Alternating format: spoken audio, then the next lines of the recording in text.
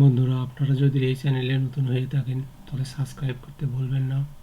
বন্ধুরা, আমরা আসছি এক মহাস্থান ঘুরতে। মহাস্থানে একটি ঐতিহাসিক প্রাণকেন্দ্র, যেখানে মানুষ দূর দূরান্ত থেকে মহাস্থানকে দেখার জন্য আসে।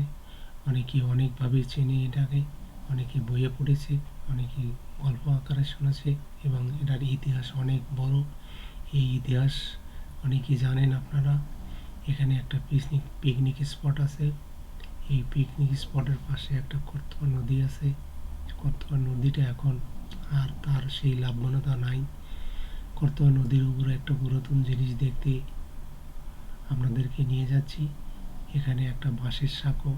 এই ব্রিজগুলো আর এখন নেই, বিলুপ্ত হয়ে গেছে।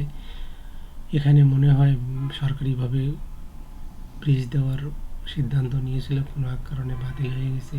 এই যে পাশে নদীটা দেখতে পাচ্ছেন, এই নদী দিয়ে কোনো এক সময় বড় বড় নৌকা চলাচল করত, এবং এই নৌকা যোগে এখানকার এই মহাস্থানে ব্যবসা বাণিজ্য করতো মানুষ।